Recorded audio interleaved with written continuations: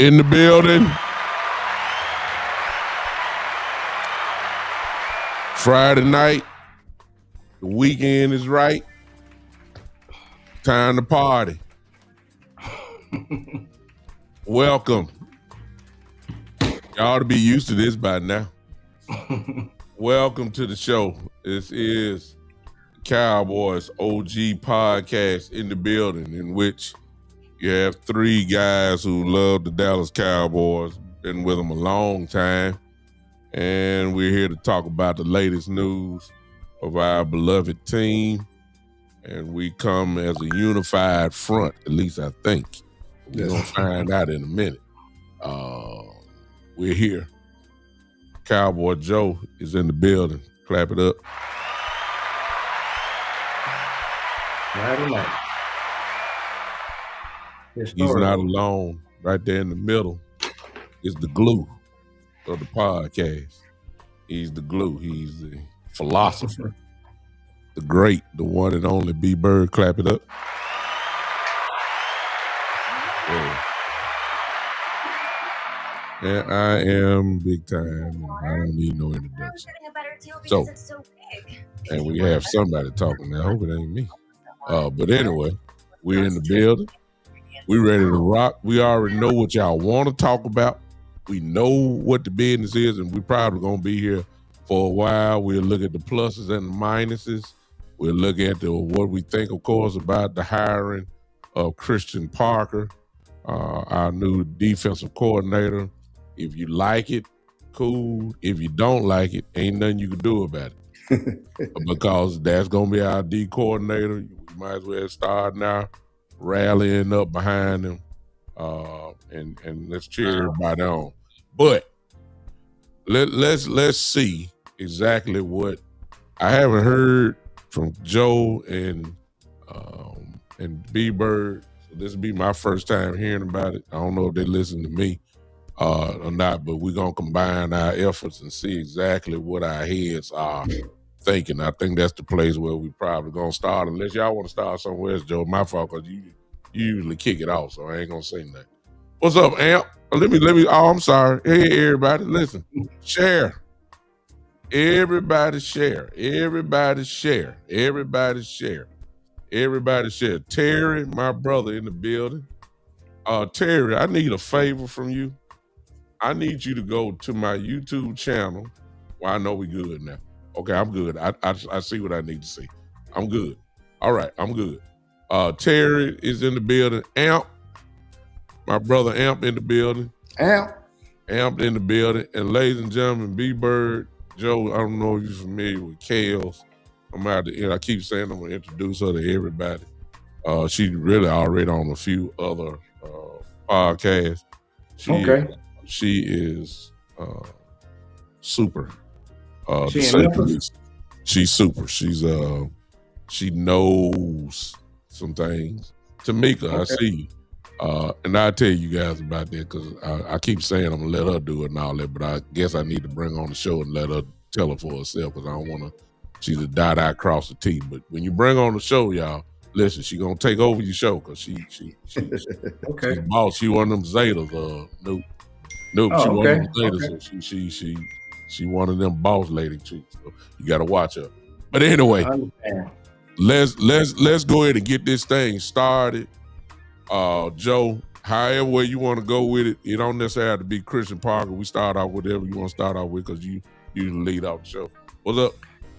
What's up? So we can start with Christian Parker. I think it was a historical hire. So B-Bird and I was talking backstage about have the Cowboys ever had a defensive coordinator, or African-American defensive coordinator. Woo. So just doing your research a little bit, they had a couple of guys that were sort of like the pseudo defensive coordinator. So one of them was Chris Richard with Wade Phillips. And then the other one, B-Bird, I lost my train of thought already. Who was the other guy? We couldn't remember his name, right? His name was Brian. I think his name was Brian Stewart. Brian Stewart. And so both times, Brian Stewart was working under Wade Phillips and Chris Richard was under Jason Garrett. But both times, Jerry interceded and just removed him from the duties for the most part. So... And then Wade Phillips took over for Brian Stewart, and then Rob Marinelli took back over. And I was telling B-Bird what happened with Chris Richard. He was yelling at Sean Lee and LVE on the sideline. Mm-hmm. And Steven went on the air Monday and said that we don't really do that here. So he was done from there. But so B-Bird, I actually Googled it. The last thing I saw on Chris Richard, he was with the Jaguars in 24. But it's unclear as to whether he stayed with him. But it is a historical occasion. So he is the defensive coordinator, Chris. So he's going to be calling plays for the first time. So it is historical. And then shout out to him, B-Bird. You alerted me that he's a noob. So we're excited about that. So he definitely the five new pie, baby. Five new pie in the house. Yes, sir. So shout out to the noobs. Yes, sir. That's what this is what we do. Yes, sir. Yes, sir. Shoot, here we go. Yeah. Yes, sir. Definitely. Yes, sir. So definitely, we're gonna give him a lot of leeway. There ain't no question. I told you guys last week we don't have a 3 or 4 year plan. We do now. defensively. Yes, sir. But we'll talk about that. But go ahead, B-Bird.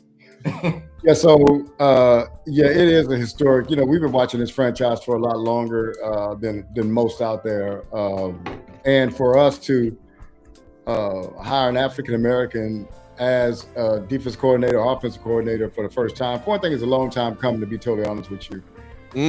But if you think that, I think that one of the questions I asked last time on our OG podcast was, is this going to be a Shotty call or is this going to be a Jones's call? I think we kind of all agree the Joneses are behind this, but this don't look like a Jones's call to me, y'all. No, sir. Certain things that they look for when coaches to check their boxes, and this is not a box that they've checked, young and black.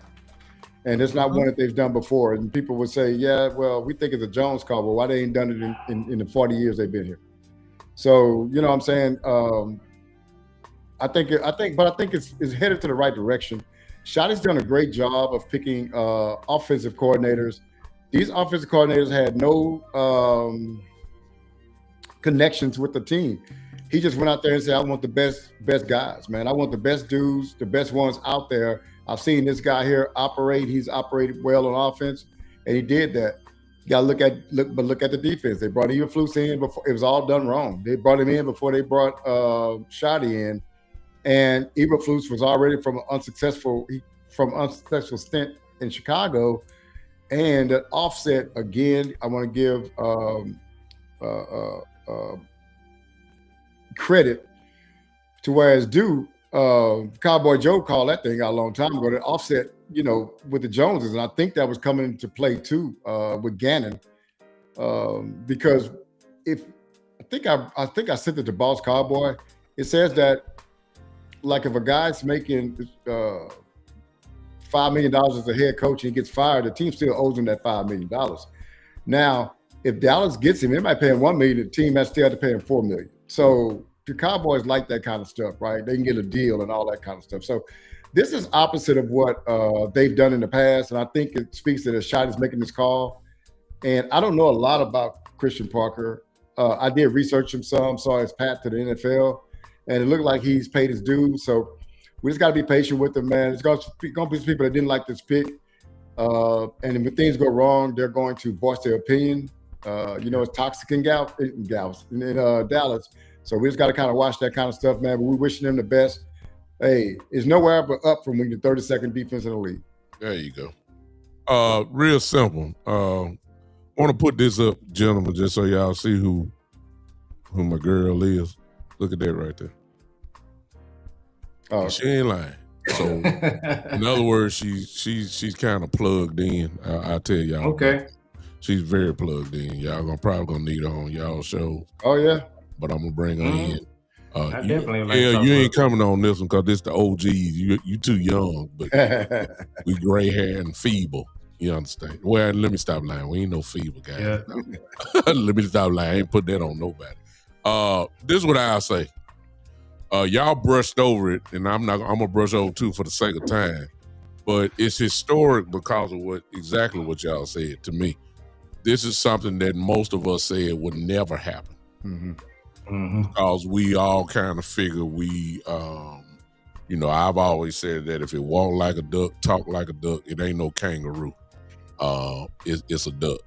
And Jerry will give position coaches to African Americans. He's done that for years. But as far as giving the keys, we just ain't never seen it. And I never thought it would happen. And I've already apologized, but now I go to B Bird. What this lets me know is that this, because Jerry don't know nothing about no Christian Parker. Oh no. Steven don't know nothing about no Christian Parker, don't know nothing about him, period. But to allow it to happen, because I'm quite sure Jerry did have the final say, but for him to allow it, you automatically know that this was a Schottenheimer call. It just ain't no question about that. So Shotty has it his way.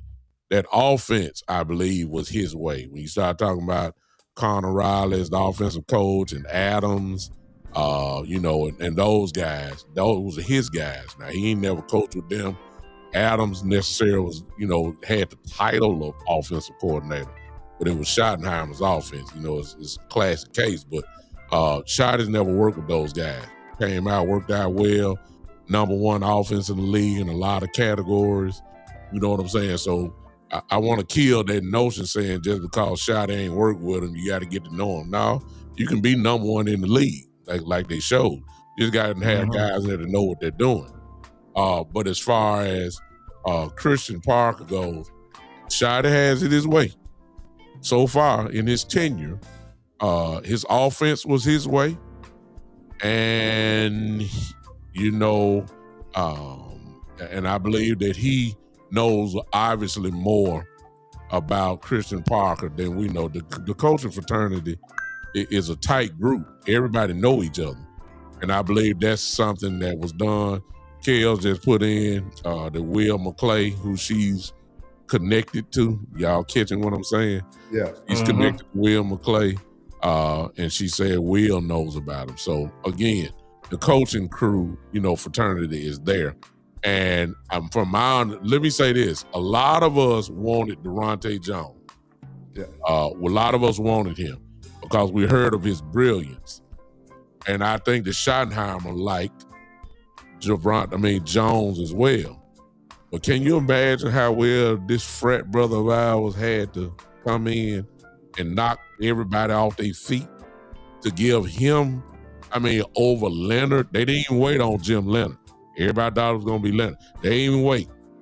They went in and made their decision right then. The Gannon guy who we all say, man, how in the world he even get in the mix?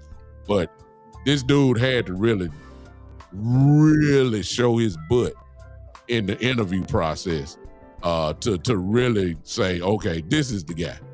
And to be so young, you know what I'm saying? A lot of people would use that age against him, being only 34 years old. But for him to knock the socks off like that, this dude must know something, you know what I'm saying, other than just being a cornerback coach. This dude learned under some giants, in the last 25 years. When you throw up the name Vance Joseph and Vic Fangio, these guys, man, are well respected, and to keep him there. And even some of the Philly people, man, y'all be surprised. I did a show last night. I had 3 Philly people come on the show and say, hey, man, we can't stand it, but y'all got a great one. Yeah. You know what I'm saying? And this dude don't even call plays. So if Philly is saying, hey, man, y'all got a great coach, this dude got to be the truth. So kudos to him. My thing is this. I said it before. I'm a guy of order. I said it last week when we came together. I said, I need my defensive coordinator to be hired before we go to this East-West Shrine game. Mm-hmm. I need him to be in place before the Senior Bowl. Well, guess what? They did it. And so next week, when they start getting ready for the East-West Shrine game right there close to y'all it's in Frisco. It's at the Star.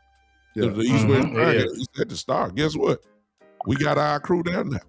So he gets his, we get to start finding out what he likes. I can't wait till his press conference. That's what I'm waiting on. I want to hear from the young brother, and so we can hear, kind of get an idea of what he's talking about. So I'm looking at Mike Tomlin's resume, kind of compared to Christian Parker, and so I did the math. I didn't remember this. So Mike Tomlin, he got hired for the most part with the same process. The Steelers, they just interviewed a bunch of people, and they had one coach that kind of came in and blew their socks off. Now, when Mike Tomlin got the Steelers job, B-Bird, he was 35 years old. I don't know if you know that. I know he's young. Yeah, he's 35 when he got hired by the Steelers. And now Mike Tomlin, if you look at his resume, it kind of matches up with Parker. So this has been done before. This is what successful franchises do. And one of the things I spoke about is you got to have, forward-thinking people in your franchise. B-Bird, I'm going to just go back to the analogy you said when you bought your truck. We can keep it real simple. As a franchise, you can't keep buying 2013, 2015 model trucks or cars, and because that doesn't work. you got to have something that's updated, something that's the innovation is there. And these young guys like him, they just had a certain kind of energy, kind of have the genius element applied to them a little bit. So when you just look at what this young brother brings to the table, this is what good franchises do. I still have some concerns about Jerry. We're going to talk about that a little bit later, because I think the job came down to him and Durante Jones. And so there may be a few things happening in the background. Kel may know about that. But at the end of the day, I'm really excited about who we got. I'm excited about what he's going to do. And I think for the first time in years, what I've been listening to, big time, I had to go back and listen to your show from last night. I missed it. For the first time, we're getting compliments about hiring a coach that other teams wanted. If we hadn't hired him, another team would have hired him. It might have been 2 or 3 teams that would have hired him. So, give credit to the Joneses for finally hiring a coach that other teams want. Yeah. Yeah, I can tell you that I watched Lou video on Durante Jones, and I like what he was very enthused about him, and I liked it too. I liked the video. What I have to do on Christian Parker, I don't know a lot about him, but I have to trust that Shotty knows a lot about him and did his research. You got a football guy making a football decision. That's all I ever ask, because as everybody's listening to us know, Jerry Jones, Stephen Jones know nothing about Christian Parker, man. They know nothing about him. So we know this is a football-only move. I like that, because that means that nothing else is in place of us. Remember those hurdles I talked about being in our lane? We removed the hurdle out of our lane. So, we just got to get him some players now. And he's probably going to bring a fresh energy into the organization, man. And we're probably going to get something from these players. Now, one thing I did hear that was interesting, I was listening to 105.3 today, and they said that he thinks that the most important position, I don't know if y'all heard this, but he said you have got to get the nickel cornerback position set in your defense. And I was like, wow, that's, and they said that he raved about, if you get a nickel cornerback, the nickel is not your third cornerback. He's a starting defensive player. He said once you get your nickel straight, you can do everything else with your defense. It was an interesting take on that, though. We always think defensive line and all those kind of things, but he said nickel corner, man. It was just amazing that it's kind of outside of the box type thinking I think that we need here. You need it, and I know y'all. Hope y'all look at that note Kels put down. It's long. I read all of it. You read all of it. Okay, perfectly. For those of you that are in the chat there, on Facebook especially, if you're on, I got to read it to you because you can't see it if you're on YouTube. So Kels,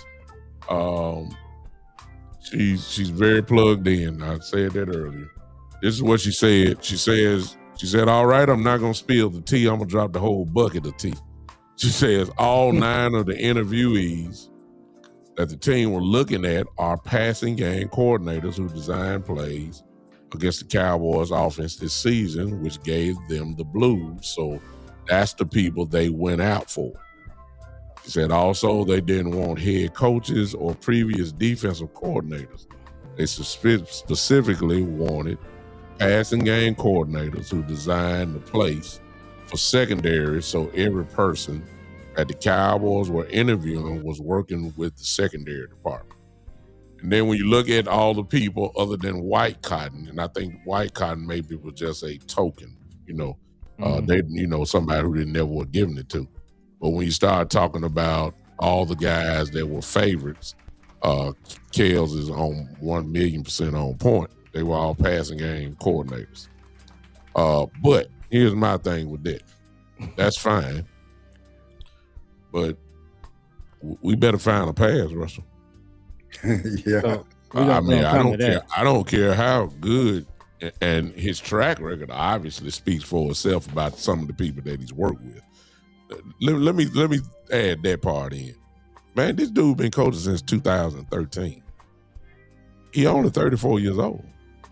Yeah. Good God, did he just graduate high school and start coaching? Coach Marv last night I think Coach Marv is here. Coach Marv is in the chat. He brought out, and I haven't researched him, but once you do your research, you'll see it there. He coached at HBCU schools. Yeah. Mm-hmm. I mean, how young do you got to be? I mean, good God. And to be only 34 and to been on, a couple of NFL teams and to gain this type of reputation, and he's only 34. This dude got to be the truth. I mean, it just makes sense.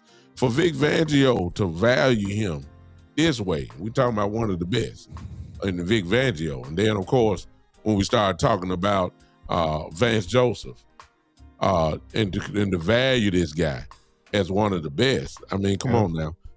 And I guarantee you, Vic Fangio did not want this dude to leave. I mean, he just left just this season. He was 2 first-team All-Pros. Cooper DeJean, Quinyon Mitchell. I don't know if y'all paid attention. They are first-team All-Pro cornerbacks this year. This is under our defensive coordinator's watch. Everybody talk about Surtain. I think that kind of be confused. Surtain been a dog since he was in high school. Yeah. I ain't what I'm saying? I'm not saying he didn't help him, but I'm saying when you're a dog already, if anybody developed him, it was Nick Saban. You know what I'm saying? When he was at Alabama. And his dad. Come on now. I'm sorry, B-Bird. Absolutely. His dad had to teach him from the beginning how to do the position. So I think that might be confusing, but you still can't negate the fact that he had his hands on him. You see what I'm saying? Mm-hmm. Quite sure Surtain will say, hey, man, this dude helped me and all that type of stuff. So I'm not knocking what Kels just said because it's true. And if that's what they got, then you're talking about, I'm going like this. Well, against the Dallas Cowboys, shoot, Dak Prescott lit up Philadelphia. I always have. So I don't care nothing about DeJean and Quinyon Mitchell and our defensive coordinator. He would Dak been tearing these guys up for the last 3-4 years whenever he saw them.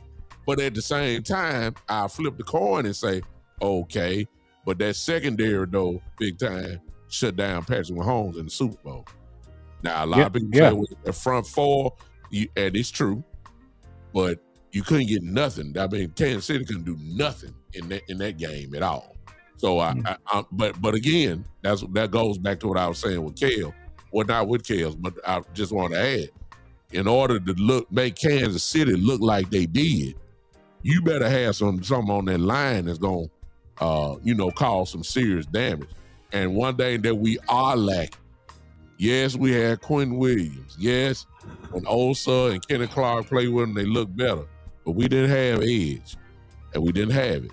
And maybe that might be the direction they may be going on the draft. Again, this dude is a secondary guy. Now that the idea of corner may come into play now at pick 12.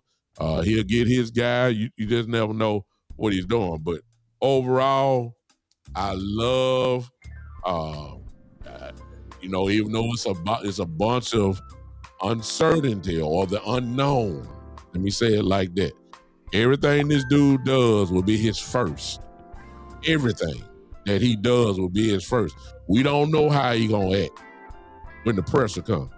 We don't know how he gonna act with halftime adjustments when things ain't going. We don't know. We don't even know the system he gonna run yet. Yeah. We kind of got an idea. We don't know what he gonna do. That's why I can't wait to hear his voice. Yeah. I can't wait to hear his voice. I know Jerry gonna talk. Act like he done known him for 20 years. I don't want to hear all that. I know Shotty gonna kind of protect him. I want to hear what he got to say. Because the question, what are you gonna do? I mean, what is your idea? Because you've never done it before. What is your mindset about a defense? What is it? Is it 4-3? Is it 5-2-5? Is it a 3-4? What is it that you're talking about? Because he ain't never done it before as a play call. So we just got to see. That's why I can't wait to hear him talk. Well, I definitely want to hear the interview that I guess a press conference they have and those questions be asked. I can tell you that I value the defense coordinator that makes everything look the same. I think the quarterbacks are so good nowadays. If you give them a tip about, like, if Dak Prescott knows what you're gonna do a little bit before the snap, boy, you in trouble. He gonna get you. Mm-hmm. But if you can wait and make him make decisions post snap while that defensive rush is coming up on him, any quarterback is going to struggle, man. So when we go back to what you said about Philadelphia against Kansas City, it's twofold. The first thing is getting to the quarterback, causing him to be uncomfortable, making his clock go a little bit quicker. Mm-hmm. The second thing is the defensive back has to be in place to be able to make plays. So they have to have good coverage. Mm-hmm. So it goes hand in hand. But I think the first thing is pressure, because the defensive back can't cover all day. Mm-hmm. But what we have to, I want to see what kind of defensive scheme he runs. I hope it has some things to do with the confusion, not giving away what you're doing at the start of the play, making everything look the same. He disguises well from what I heard. Yeah, you got to disguise. He disguises well from what I heard. That's what that's what I love that, because that's what I loved about when I watched Flores against us, man. I was like, I could tell Dak was uneasy, and I said, I see why he is. You don't know who's rushing, and you don't know who's dropping back. You don't know, they got 8 guys on the line of scrimmage, and you don't know who's doing what. Mm-hmm. I said, this is confusing. And I said, now Dak don't know, and he after the snap, he gets back on his back foot, and he don't even know what the coverage is yet, so he don't even know how to throw it. Next thing you know, sack. Mm-hmm. That's what happens. Make him hold it a little bit longer. And so I just hope that's what he does and we're going to find it out during the press conference next week. Yeah. So one of the clips I saw from him, he was being interviewed, and they asked him, what's his prototype defensive back or defensive player, and I thought he had a very good answer. He said he doesn't really have a prototype. He's just looking for good football players, and so I think that's what has gotten us into trouble too. Yeah, we look for certain types of players. That's the reason that we didn't draft T.J. Watt, because he didn't fit the prototype of what they were looking for. Well, what should have happened? They should have just said, no, we're taking T.J. Watt, and we're just going to figure out how to play him. And so. Mm-hmm. I like the way he answered that question. Hopefully he talks about that in his press conference. But to Kel's point, our secondary was, the way we played was probably the worst in the league. We literally had hundreds of balls being thrown, and our defensive backs are not getting nowhere near the ball. Mm-hmm. So that has to be a priority for him, and that's what we need. Now, I do want to say that we got to definitely get our linebacker situation straightened out. I think our defensive line, I'm really feeling good about that. Now, I heard today that White Cotton is interviewing with other teams. Yeah, he is. So he's not somebody that myself, I would have been just excited about coming back. I think that, White Cotton, all the coaches from Chicago, hopefully they find other jobs, but I would like to see us just redo this defensive staff and just get something new and fresh and exciting. And I think that when he goes in front of the room, I talked about this on our show last night. There's this thing called ring culture going around where, you have content creators and media people. They're like, if you got a ring, it means nothing. To me, when you have a ring, especially recently, that validates you and what you do. So he's going to be able to walk into the defensive meeting the first time. He's got a Super Bowl ring, and he was a major part of it. Mm-hmm. So that sort of validates, what you're bringing to the table. So that's the other part I'm excited about. So look, he's going to really revitalize what we're doing, especially in the secondary on the back end, like Kel was saying. Front end, I think we need to your point, big time, we need to get a pass rushing coach, somebody that's specifically going to work with our pass rushers. And then I think that'll kind of really round things up for us on how it's going to look.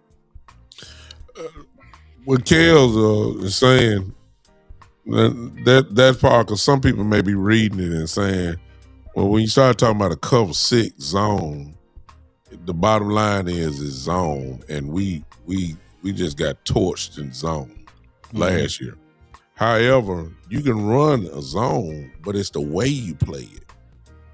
For instance, if you looked at Philly's corners, DeJean and Mitchell don't play 9 yards off the ball, off the receiver. They're sticky. They're real sticky. They get their hands on a lot of Get balls. their hands on them, and they still run the zone. Okay, so it's ways even in just alignment and formation style of how you play this thing. So don't get messed up, y'all, by saying, well, because that's what Vic Fangio did. Vic Fangio plays zone. Philly plays zone. They didn't do a lot of man to man. They did not. It was zone coverage. They just played it so well and was so fundamentally sound. And everybody knew where they need to be and all that type of stuff. And of course, Philly has predominantly been, in the last 3-4 years, right at the top of the league in defense anyway. So, and that's playing zone. So let's not get messed up about cover 6 or cover. It's the way you play it. And that would be the difference between Eberflus and Parker. It's the way you play your zone that I think is going to be, the real big difference here. The pass rush, and like Kelly said, of course, cover 6, which is, and there's so many ways that you can cover 6, man. I don't know if y'all familiar, but cover 6, man, you can disguise that thing beautifully. I'm talking about like you don't know what's going on. Once you drop, it's kind of like whoever said that. I think it was Joe. You get on that back foot, man. You don't know what the safety gonna be at. You don't know the depth perception where he will be. I mean, it's a lot of things you can do, and then when you got one of these young, innovative minds, what you think it might happen may not happen anyway because they done figured out another way to do things. So the draft becomes kind of it's I'm coming strictly from the standpoint of pick 12. It's interesting because see, when I look at if Bland is Bland, then okay. But if Bland is not Bland, then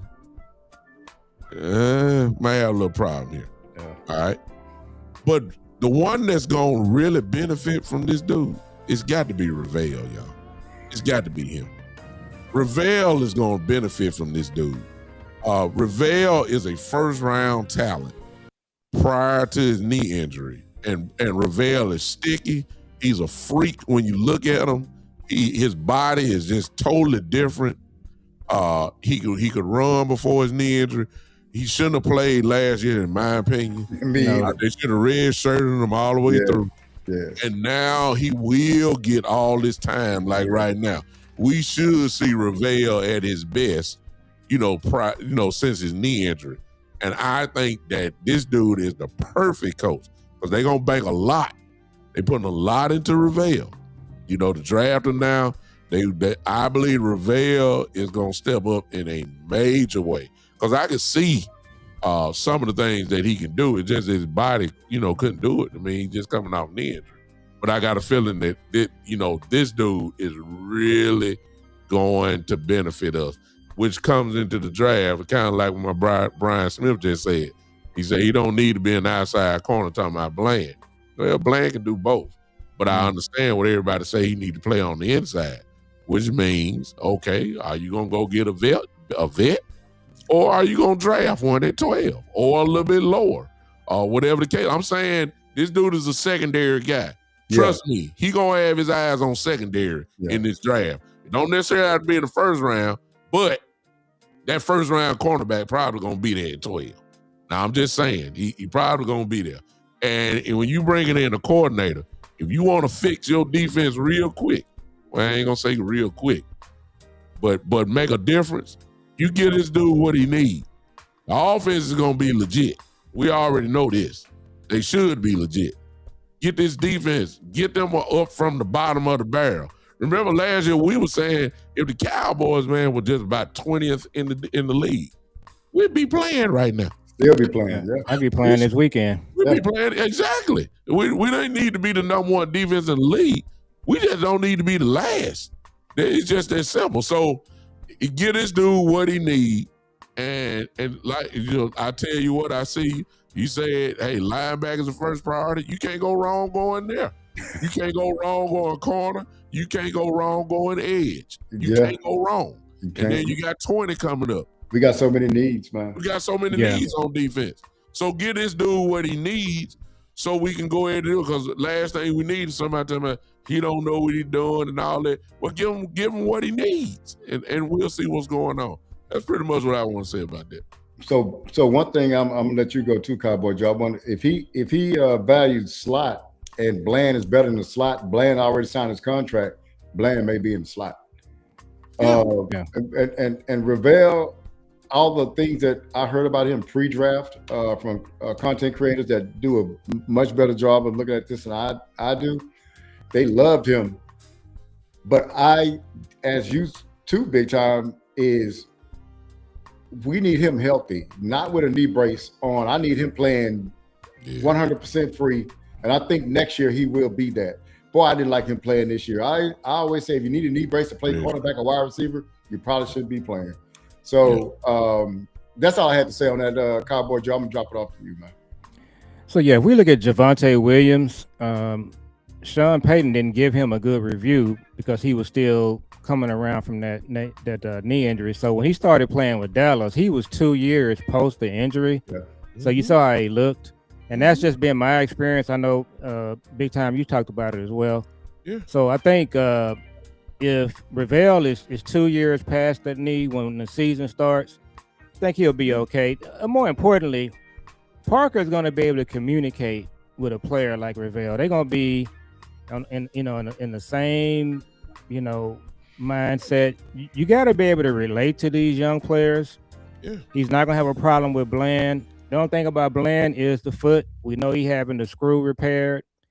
And I was always a Bland guy. And so I think, Bland will be fine if he's healthy. Then going back to the draft, big time, I'm just telling you guys now, you cannot screw this draft up. If you just stay there at 12 and 20 and pick a good player, you're going to be fine. If it's a linebacker at 12, if it's Sonny Styles, just take him. Parker's going to use him effectively. If you take the corner from LSU, he's going to be good. So the Cowboys, what they need to do is just go meat and potatoes. Just stay there and pick a good player. You got some trade down scenarios people been looking at, but you really can't screw this draft up. You can get 2 good players and just plug them into this scheme, and I think you're going to be good to go. You can rebuild this defense in one off season, guys. It doesn't take 2 or 3. No, and if it's a good mix of the draft picks and the free agents, it don't necessarily have to be a home run free agent. Like top, it could be somebody like Minka Fitzpatrick. Yeah, I mean, even though you don't want to, some will say you don't want to start over no older guys or whatever, got things like that. And I understand that, but I'm just saying maybe not Minka, but I'm saying somebody like that. Maybe they got some gas left in the tank or whatever. Justin Simmons or somebody like that. Guys that can, already know what to do, know how to play, rather than growing pains with the rookies and all that. But again, this is what, this is where the line is drawn between the fan base, and Christian Parker. Christian Parker may have already said, man, I don't need no old guys. Give me these young fresh legs. Give me these. I can develop them, and I can develop them quick. That's what. And he said, if you don't believe me, go look at Quinyon Mitchell and Cooper DeJean. Their rookie years, they were in the Super Bowl. Yeah, you had 2 rookie cornerbacks that were starting in the Super Bowl. So you can't say that he can't get the job done. As far they played well. They played well. DeJean was out. I mean, they played well. DeJean is the truth. And I hate to put a racial thing there, but let's be honest. When DeJean was picked out of Iowa, the first thing they were saying about him is, he's a good player, but he's a white cornerback. And they say he gonna get destroyed in the league. Well, Cooper ain't got whooped yet. And I ain't trying to give Philadelphia Eagle fans, players credit, but it's just the truth. Yeah. The J ain't been raw since he walked into the league. Mitchell has been good too, but I'm just saying, for this dude to be playing like that and to be an all-pro, shoot, when is the last time we had when the last time we had a white first-team all-pro cornerback? When? Good God, who is that? Probably one from the Giants a while ago. Yeah. What year we talking about, B-Bird? Oh, that's a long time ago. That's like early 90s or. I mean, come on. 90s, yeah. So again, this dude knows what he's doing. So like I said, it's gonna be kind of interesting in that. I'm just proud, and all y'all in this chat, can we just go ahead and just say it? I mean, we got to give credit. It's a change. Yeah, it is. It's a change that has happened in this franchise. It is. So going back to being proud, I hope Jerry's watching our show, because I got a message for him. Uh-oh. Okay, so when Shotty got the job, he waited 20 years to get a head coaching job, and so at Shotty's press conference, Jerry, I was very disappointed with him. So Shotty's got his mom there, he's got his daughter, his son is there. Of course, his dad's no longer with us. So this was really Shotty's day. So Jerry's up there, he's giving, doing his greatest hits, talking about all of this, how he bought the team, and then he just blurts out, well, Shotty was fired at Seattle at one point. And I'm just saying to myself, this is this guy's moment. He's been waiting to be a head coach for 20 years, and this is what you're gonna do. So I said I'd like to say this. When Christian Parker does his press conference, I don't know if he's married, I don't know if he's got kids, if his mom and dad is there. Memo to Jerry, let him have his day. Let Shotty and Christian Parker have his day. Don't come in here with all of this stuff that you normally do. And talking about oil and crickets in 1965 in Arkansas. Give me a story, man. With the guy's family, sitting there. So that's all I had to say. Well, the thing about Cooper DeJean, man, to be honest with you, I root for guys like that. I root for Cooper Kupp. I root for guys like that people put them in boxes and say what they can't do because of what their skin color is and what the norm is. Mm-hmm. All I look for is, can you play? I don't really know I don't care what color you are. Can you play? Mm-hmm. Can you coach?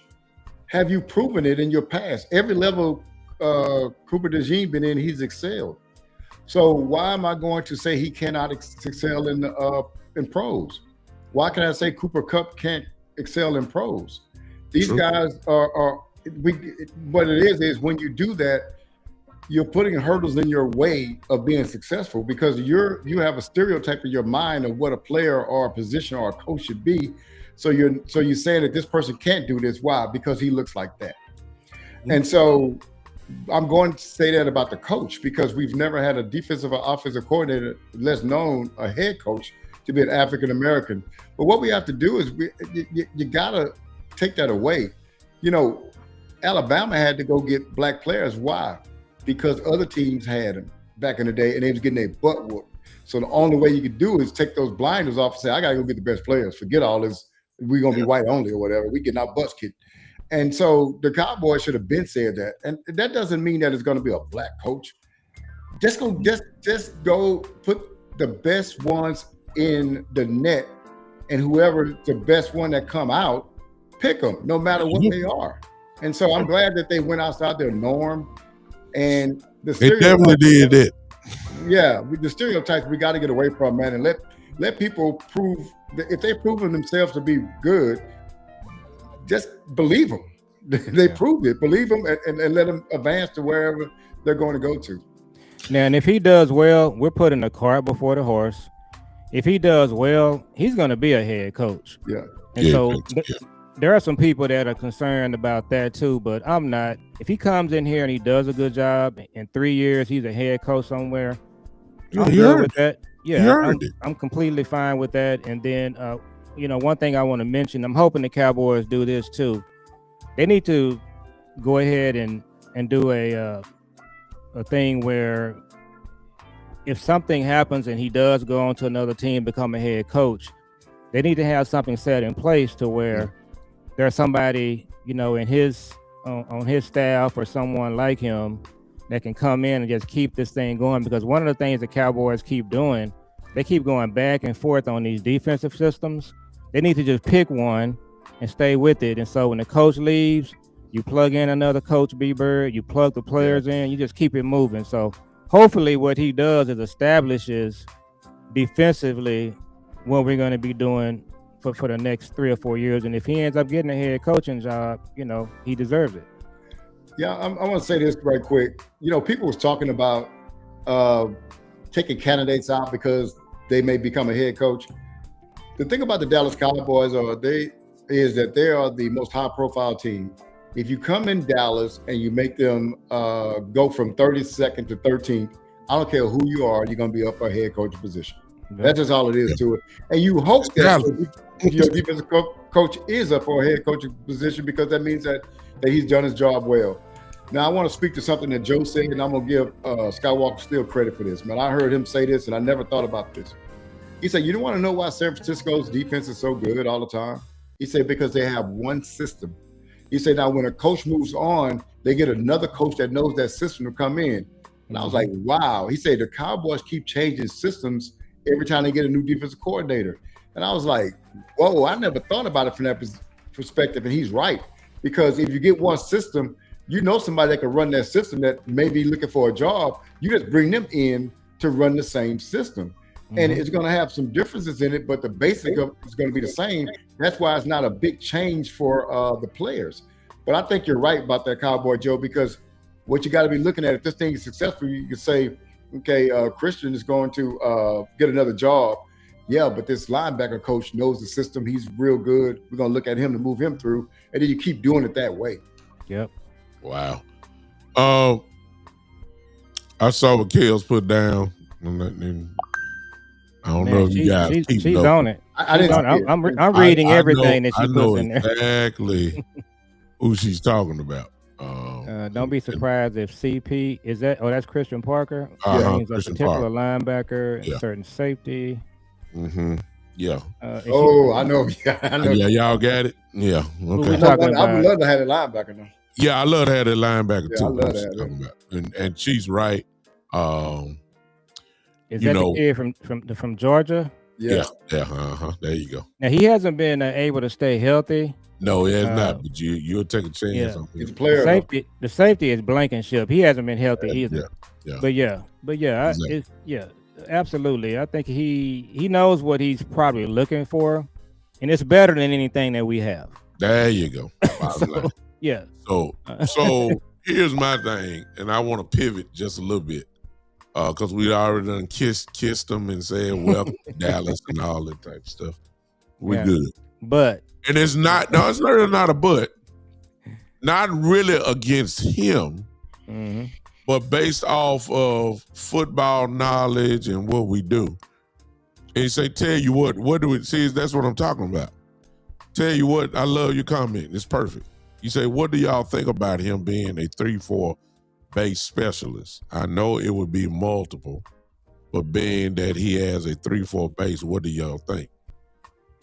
I don't know what. That's my son posting that, by the way. Oh, okay. That's Jules. Jules. I didn't know that was Jules. Jules.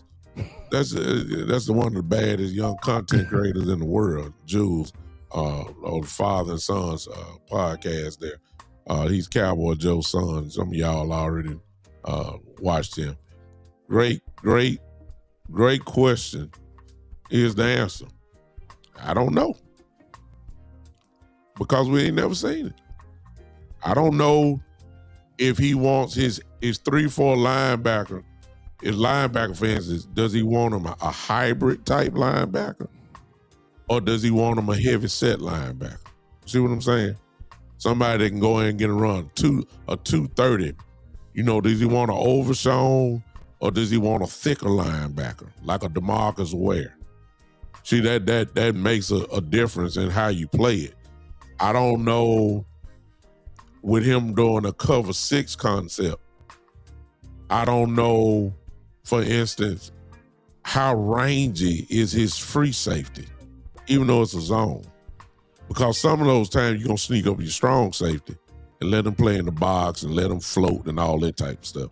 I don't know, I don't know. But if that's a system that he runs, here's my thing about the Jones now and Will McClay. Make sure you get him his prototype so then he can run the defense the way you want it. I don't want your version of 3-4. I want his. That's what I'm saying. So I don't care what he, I believe in what he said, but this is what I wanted to go with. Let me ask y'all this. What are the minuses of having this dude as our coordinator? Not against him, because we don't know nothing about him. We just know he's good, great secondary coach. But this will be, I'm going to say it again, this will be his first time calling his own defense. It's no other question. What do y'all think about, what are the minuses of a guy who's never done it? He's never been a flat-out defensive coordinator on any level. He's been a position coach, a good one at that. But your first defensive coordinator job is going to be on the fly, on the job learning. And you're doing it on, no doubt, the biggest stage in the NFL. All eyes on him. Every week is different. He's gonna be. From what I understand, he grinds up film. He's a great film watcher and all that. I get it. When he make halftime adjustment, that'll be his first time. What I'm saying is, what is do y'all got a problem in this part about, when it comes to inexperience against having somebody in that spot with experience? Y'all got a problem with this or what?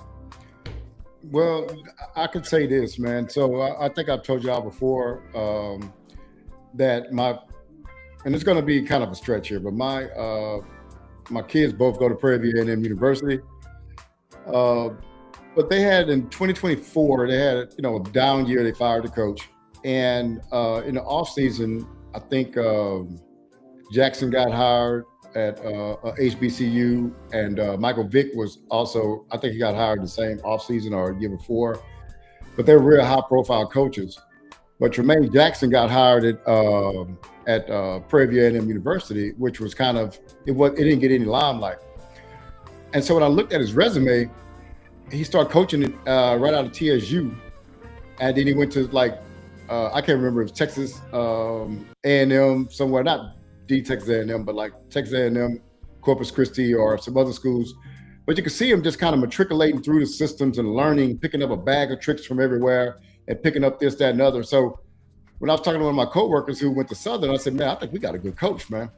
And he said, why? I said, man, these other guys got the big names, but this guy's paid his dues, man. I mean, he's coached at a lot of different places, won championships, been on championships. He has on coaching staffs, and he's came through it and came up the right way. And not knocking, Deshaun Jackson and Michael Vick, but this guy he got it from the mud, man.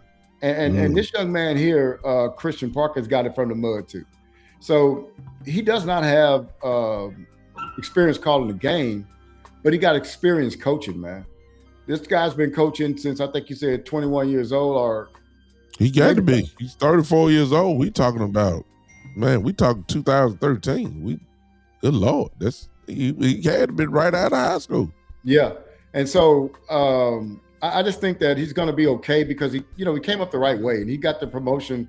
He earned it in where he's at today. It was not given to him.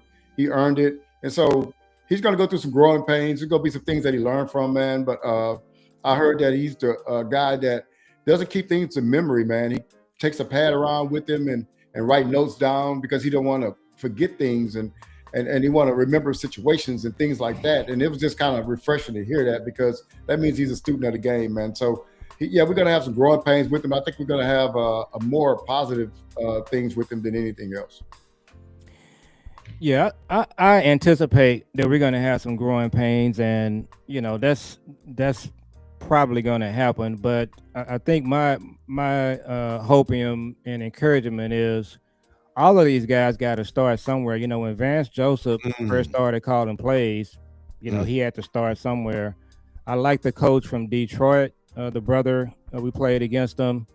So all of these coaches, you got to start somewhere. And I'm going to take you guys way back in the day. A lot of our listeners don't know this name. You guys know it, Norv Turner.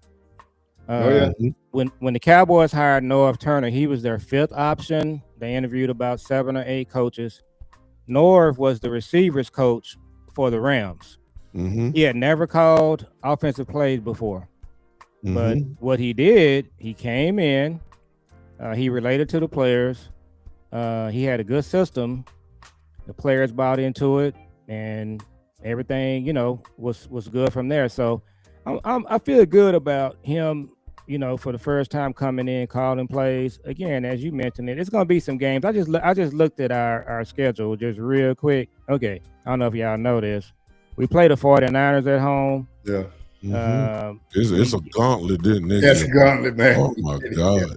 The Ravens, Jaguars. Now away games, we play at Seattle, at the Rams. We play at Green Bay. That's going to be in December for sure. Gauntlet, doc. So I said all that to say this. Yeah, he's going to have some growing pains, but what's going to be critical for him is his staff. I just want to see who his linebacker coach is, who his defensive line coach is. There's a rumor, I don't know if you guys remember this name, Jerry Gray. Yeah, I remember Jerry Gray. Jerry Gray was a Longhorn. I went to University of Texas. He's been on several teams. So there's some rumors that they're going to bring Jerry Gray in, and he'll be kind of like the OG on the staff. So if you got your OG coach like Jerry Gray, you get your good linebacker coach, get your defensive line coach situated, they're going to be right there to help him along the way. So, yeah, he's going to have some growing pains, but again, I'm good with it. I'm like, just let's rip the Band-Aid off and let's just hit it. And your son, you know, pretty much y'all saying the same thing. That's what Jules is saying. Yeah. That the youth is the way, and you came back and supported it, Joe, with you know, just because he's young don't mean that the staff gonna be young.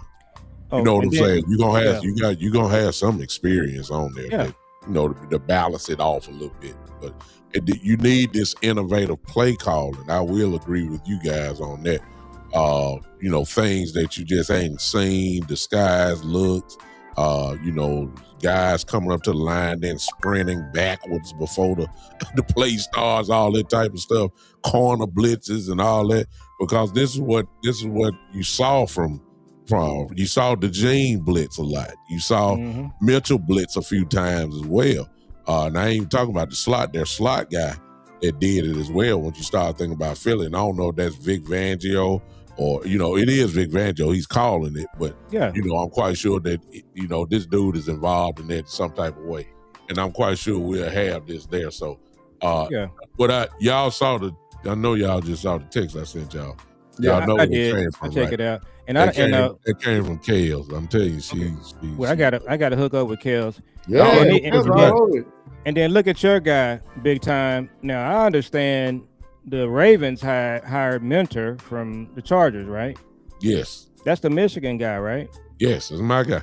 Love him. So he's never been a head coach before. He's never been a head coach. Nope. But he's a young guy.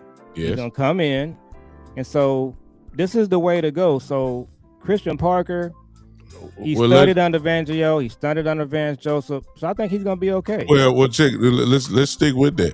It's for those that are like, you know, I'm just saying, what are the minuses? And y'all say it really ain't the minus. My mind go back to Sean McVay, who will be coaching this weekend. Yeah. Nobody knew him when he got hired with the Rams. No. But good Lord, the Rams found a diamond in the rough, didn't they? Because he considered probably one of the best in the game. And he's still young. I think he's turning 40 this, I believe it's next week or this week. And this dude and he's producing other good coaches too. He's producing other good coaches. You know what I'm saying? Even with no draft picks, and the Rams are still always in the mix, and great play call, and all that type of stuff. So, and I think they're gonna win Sunday. By the way. Look out! Yeah, I wouldn't doubt it. I picked them to win at the beginning part. Well, not at the beginning. Once I started seeing it, I thought the Rams played the most consistent football this year. Seattle is right there too, but yeah, just so something about him. Sean McVay, I don't believe he ever called plays before he got that job. I don't think he was an offensive coordinator. Nowhere. No, he came from Washington. Washington had McVay, they had LaFleur, Kyle Shanahan on the same staff. So again, and Sean McVay, right today now, he'll blow a couple of games. Yeah. So he gonna win, but he gonna win a whole lot more of them. He's gonna win a lot more. Yeah. Just ain't no question about that. So again, y'all, once we start thinking about that, it's the unknown that may have a few of us a little skeptical about it, but this is the way of the league now. You got a whole bunch of coaches that, like he just said about Mentor with the Ravens. Mentor is, just came from Michigan not too long ago, but he's never been a head coach. Some of these guys that are head coaches are not, have never been in the spot before. So it's different. Yeah. And I talked about it earlier, B-Bird. Jerry is still lurking. So that's kind of when you say big time, what can be the negatives? It's Jerry. Yeah. He's still lurking. He got a 34-year-old coach. He's still gonna try to do his, Jerry got to be Jerry. So to answer your question, the one thing that could mess it up is Jerry. And we got to talk about this on one of our other shows. Is I'm not 100% sure our scouting department is doing a good job, so that can be a problem for him as well. Well, let me say this, man, and I want to ask y'all a question because I feel strongly about. Will do all right though. That's me. Go ahead. I feel strongly about this. If you don't get the defensive end position solved, and you don't have a threat at that defensive end position to get you 12 to 13 to 14 sacks, to me, man, it ain't gonna matter. Yeah. I mean, you can get the back end, you can get the best you got back there. If that quarterback got all day to throw, like we gave him this year, it's just not going to matter, and he's not going to look good. So getting the defensive end, getting the defensive coordinator, but also the second thing to me, y'all, we got to get pressure from the outside. Now, I don't know if that's Ruben Baines. I don't know if that's Hendrickson. I don't know if that's Crosby. I don't know who it is. But I think our next year, our Super Bowl run hinges on that. And you don't depend on a rookie? I don't want to. That's what I'm saying. I don't want to. You remember the 90s, man. What got us over the hump? Y'all remember that, right? Oh, yeah. Yeah. And so we got a defensive end for San Francisco that came in and he was a difference maker. That was our only issue on defense. We could not get to the passer. But once we got somebody to get to the passer, then that was it, man. And so we got to be able to affect the quarterback, make that clock speed up. If he holds the ball too long, he's on his back. We got to get that guy. We had that guy. We're not going to rehash that. But we got to get somebody of that ilk or, somebody that could do similar to what Michael was able to do here. You think Jerry going to spend $30+ million on Hendrickson? I don't think he had to spend that much. Do you? Henderson's an older guy. He's coming off injury. I don't know if you have to spend that much on him. I would think so. I don't think he's going to get no 34, 35. And is he healthy? Yeah. He's going to have fresh legs. He really didn't play this year. Nah, he didn't play much at all this year. So I think he's at least worth 30. That's me. But even if it's 29, that's almost like a bargain for a guy like him. Yeah. If you were to pay him. I don't think, hey, what's up, Jay Bryan? I see you, man. Let me say this about, especially since the kid from Oregon, quarterback said that he was going to go back to Oregon more. Kind of messes up. Yeah, exactly. So, I thought that he would probably jump up there and, top 5 maybe. But since he's not there, guys that could fall to us probably won't. I don't think Bain is going to be there. But let me say this. If Bain was there, I would pick him before I would pick a vet. Bain look like he ready to go right now. I watched him thoroughly for that. I like the kid from Texas Tech, but the idea of again, this dude runs a 3-4. He's a 3-4 specialist. and he's more of a hybrid type dude, which is what, according to what Kels was putting in the comments earlier, that you want a hybrid just about at every position. Which, so you want some greyhounds out there. That's what you want. You want some real fast guys out there. So Bailey from Texas Tech, I think will be there, and I'm going past 12. I think Bailey might be there at 20 if we drafting it. But here's my thing, as we talk about the draft, y'all, and I don't mean to pivot like this, but this is the other thing I'm thinking about. I'm not sure I want to draft at 20 because we don't have nothing in the second and third round. And so as it stands now, we got to draft in the first round, then got to wait all the way to the fourth round to pick again. I want something in the second and third round. And the only way we're going to get that, of course, is unless we trade down. And we still can pick in the first round. But we can also pick up maybe a third round, depending on what it is, maybe a second. I just think we need to get something more in the draft rather than we're going from first, 2 picks in the first and then got to wait to the fourth round. What y'all think about that? I know y'all going to say, go on pick at 20, go on get your guy and all that. That's fine. I'm not opposed to it. It's just the idea that we don't have anything in the second and third round. I want something out of that. I don't want to wait till the fourth round. What y'all think?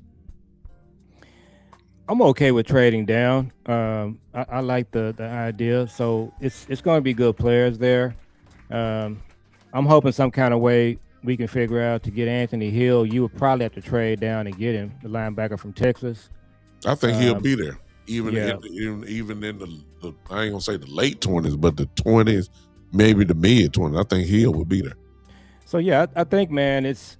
I tell my son this: every draft has good players. You just have to pick them, and the Cowboys haven't been doing that. So yeah, trading down, it will make a lot of sense. Pick up some extra picks, and you get your linebacker, get your corner, probably get your edge in there. So I mean, yeah, they need everything. So trading down, this is going to be the year to do it if you can. What do you think, Big Bird? Well, it just what I see. It depends on who's there. I'm about getting quality over quantity. Okay. So if we got to impact players, man, let's go get them. I ain't too much worried about a third round pick, a fourth round pick, and all that kind of stuff. Okay. And we got to get quality. I'm talking about, you start looking at Cooper DeJean and what's the other one name? Those guys were got early, man. Mm-hmm. Early in the draft, you have guys in the back in the draft, the 4th, 5th, 6th round and stuff like that. But your guys at the starter was gonna do it, man. Y'all go ahead and comment on that. Y'all heard my scenario. I see with my brother Jay. Yeah, he's talking like I am, man. Yeah, he's talking like y'all. Exactly. Yeah. What did he say? Yeah. So I want quality, not quantity. You can get 2 players who can have an impact this season. I don't want to wait on a player to be good next year. Yeah. And you could really go either way. My whole thing is whatever you do, whoever you pick, just don't do anything goofy. Just pick a good player, somebody that can come in and play. And it's gonna be players. It's gonna be players on the board that can play. What they've done in recent years, they have good players right there, guys, and they just do a lot of goofy stuff. There is just no way you should be taking Luke Schoonmaker in the second round. That made no sense. That's interesting because I got my brother here, Christopher Lester, who's kind of sounding like me. See what I'm saying? That's the dilemma. Mm-hmm. But if you're trading down, y'all, what I'm saying is the trade down could be you're just not picking at 20. Yeah. You'll trade with a team and you'll be picking actually still in the first round. But you'll be picking maybe like at 23 or 24. But in the process, you picked up a third round pick. See, you might do that. You'll just drop maybe 3 or 4 spots. You see what I'm saying? I ain't just saying you trading up and then that's it. And then all that type of stuff. No. What we're saying is that we'll have the capacity because of the value of the pick at 20 to pull something else out. That's all I was saying. And in your scenario, to speak to your point, that's exactly what I'm saying. You could trade down 3 or 4 spots, and then you could get C.J. Allen, the linebacker from Alabama, or you could get Anthony Hill. Now you'll be picking Anthony Hill a little early, but you know you ain't gonna get him in the second round, so you gonna swipe him up then. And what's gonna happen is if you don't pick Anthony Hill, you're gonna play him in week 6, and he's gonna have 10 tackles or strip sack. So that's what we need to do this year is just pick good players. And I'm just throwing out names, but it's gonna be good players there. At 12, the corner from LSU is gonna be there. He'll be there. Okay, all you got to do is just pick him. Yeah, it's just this simple. I don't think Bain is gonna make it there. No, Bain won't be there. Caleb Downs, last year a lot of people wanted Ted. Yeah, I think this year's draft, the Ted McMillan is Caleb Downs. And the scary thing is the Commanders pick in front of us and the Chiefs pick in front of us, which is really odd. That is hard. So, but yeah, I think you had it right big time. You said a few weeks ago, you said you really ain't trying to get off of all this draft stuff and do all of this, and it's just kind of show me time. So yeah, I think we're gonna be able to just analyze this draft backward and forward. But yeah, it's I'm just at this point just excited about the coach. Want to see what kind of assistants he's gonna hire, and then getting some good players and just let him go to work. I mean, I'm impressed with the guy. We didn't talk about this. I think there are some content creators that wanted Durante Jones. Oh yeah. I did. I did. He was on my list. And kind of what we're hearing is that Jerry and Steven, they didn't want to work with a guy like that, whatever that means. I know what that means. Yeah, we know. But so if there's any type of, if call it negative, whatever the case may be, that's what I said earlier. Jerry is still lurking. If he wasn't lurking, we probably would have Durante Jones. Let's be fair to our viewers here.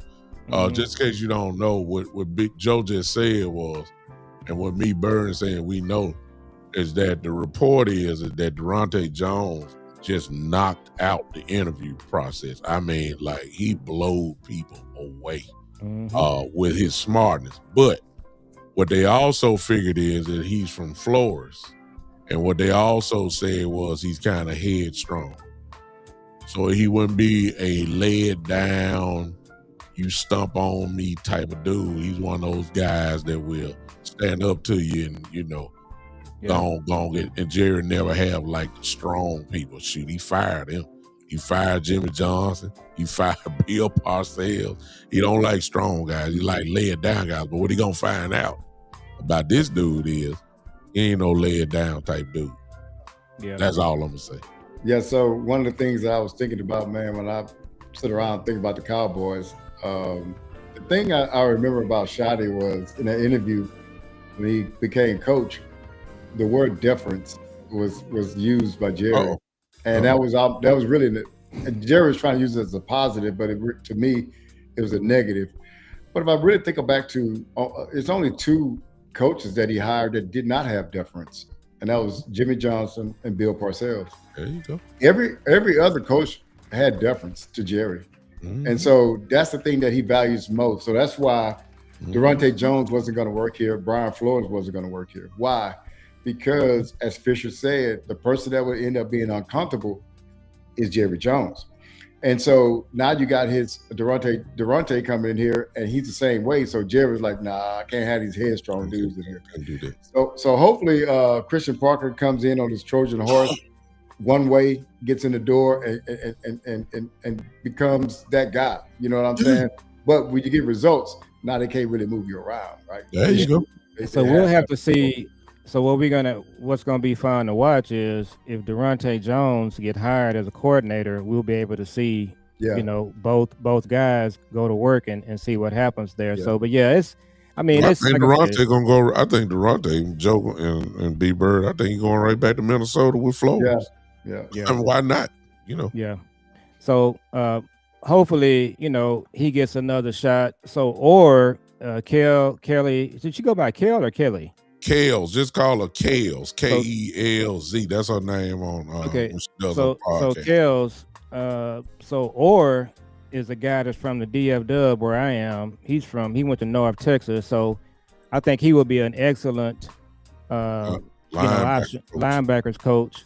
So if he comes in and hires Orr, get a couple of other good coaches, somebody like Jerry Gray, I think White Cotton is probably going to go somewhere else. So that's what it's all about. He needs to put a staff together, man, of just guys with energy, guys that can go in front of these defensive players, and also be open to suggestions and changes. Somebody says, Coach, I'm having some problems with this. Let's take a look at this. You can't say, I don't like grits. You just can't. You cannot do that with these players in today's game. That was terrible. Yeah. So I think he's going to be a good fit with the guys, and like I said, he has a ring. It's not like he's coming in there. He's never had success. He's 34 years old. He got a Super Bowl ring. He should wear his ring in his first meeting with the players. If I was him, but wow. I got a player question, and this is just from memory. Chat, y'all can join in. So we're saying that Caleb Downs is not going to be there, but when was the last time a safety was taken that high, the top 10? Roy Williams. Well, I'm talking about period, right? I'm saying that's how far it's been. Probably Roy Williams. So that if Caleb Downs falls, I may be wrong on that. He could fall to 12, I think. I don't think so. But you also forgetting though, B-Bird, there's a lot of people, and you may be right depending on the needs of teams. But the thing that everybody's saying is that he is the best player in the draft, regardless of position. That's what a lot of people are saying, and for the ones that are not saying it, that tell you he ain't that far off. Well, Sean Taylor, you might be right. No, Roy was after Sean Taylor. Well, I'm gonna give you another one, and we watched it happen. And Sean was drafted high though, JVB boy. You right about that. Yeah. Go ahead. Shout out JVB boy. I'm gonna give you another one, and we watched it happen in real time. B-Bird was Kyle Hamilton, the safety from Baltimore. He went to Notre Dame. Oh yeah. And this is what the Ravens do. They just sit back and they just let people do stupid stuff, and a good player falls to them. So to answer your question, B-Bird, that's what we need to have happen. Yeah. These teams in front of us just do goofy stuff. He falls to us. It's possible, and that's what happened with Kyle Hamilton too. But I think Caleb Downs is probably rated better, higher than Kyle Hamilton was. And for instance, what Kels just put down again, she said Downs might get picked at 9 by KC. Yeah. But that would be considered kind of like a wow, because a lot of people got Downs right there in the top 5. Everything that I've seen so far. And I think Kansas City is going to pick Love, the running back from Notre Dame. Why not? See what I'm saying? Exactly. And right there, that's what I want. Yeah. I want him to go high, because running backs usually go in the first round, and the players that we need just drop down a little bit lower. Do we have a quarterback that can sneak in that thing? Because they love running their quarterbacks up. You know what I'm saying? Is there a quarterback out there? The bet, if it was the kid from Indiana, who's obviously going to be number 1. Yeah. Moore was at first. They were saying that it was really a question on who was going to be the number 1 pick. But now, since Moore say he's going back there, the next best quarterback, I believe, at least as of right now, is and it changes as we get close to the draft. But as of now, more people are talking about Ty Simpson from Alabama. Oh, okay. More than anybody. But when you say Ty Simpson, you're not thinking top 10. Well, what hurt us is when what hurt us was in Chambliss from Ole Miss went back to school. He went back. There you go. That hurt us. We had a couple of dudes messed us up. Yeah. That you knew that they were gonna drop. Yeah. You know how it is. Let me ask y'all this. I think I asked y'all this before, and I know we got the new coordinator. But I also remember Schottenheimer when he first got here saying that we win in the trenches. That kid from Miami, man, that tackle. I'm trying to tell y'all. Yeah. Don't be surprised, man. It might be a Booker, but Yeah. Yes. First year, great. And the key thing, y'all, if Terrence Steele is let go of prior to the draft, that would be your clue. Yeah.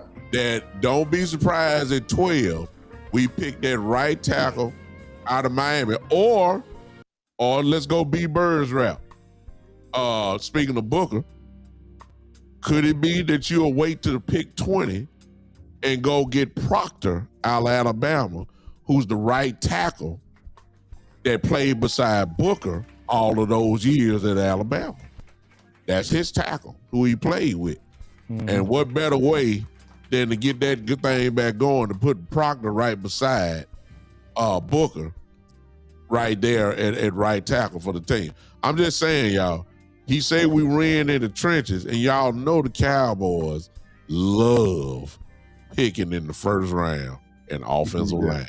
So while we talking about edge, while I'm talking about safety, while y'all talking about linebacker, some of y'all talking about corner, please understand, we got too much evidence. They love drafting linemen in the first round. They've done pretty well with that too, though. That's the thing. They've done well. They've done well with it, and so that's why it is safe for them to pick. They can say they call it successful and everything else. So, but we're gonna know a lot about in free agency. Yeah, and when they start making hold your thought. If Steele leaves, that would be a great pick. Yeah, it would be, and I wouldn't even be mad. I wouldn't be mad at it. No, I wouldn't be mad at it all. Go ahead. I'm sorry, B-Bird. No. I was gonna say, while you saying all that earlier about drafting offensive linemen, I was gonna say I can understand that. I can see that, right? Because we were kind of leaking on those on our tackles. Yes, sir. Yeah, and so you said, hey, I want to fortify that thing, man.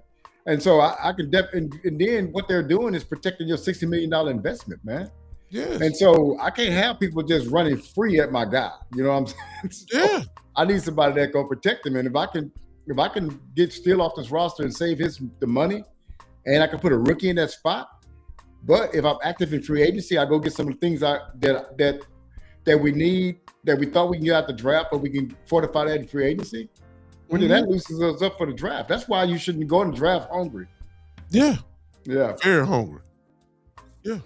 Yeah. So going back to my theme, if Proctor is the best pick, just pick him. And then you just keep building your team. What the Cowboys have not done, gentlemen, over the years, they haven't built a team from front to back, side to side. What they do is they just say, we want edges, we want tackles. They just say to themselves, linebacker, we don't care. Safety, we don't care. They the only team that does that, guys. What you can never go wrong with is just build your entire team. You know, so I have an uncle. He was a Cowboy hater. He lives in Dallas, grew up in Dallas. He was a Cowboy hater. I think he was quietly a Cowboy fan in the background. He never told me that, but so when he watched our teams in the 90s play, you know what he told me one time? I was standing in his driveway.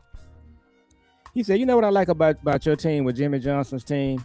He said, there is no area of the field, offensively or defensively, that you guys give up. He said, defensively, you're covering every area of the field. Offensively, your team is covering every area of the field. That was his compliment from a Cowboy hater.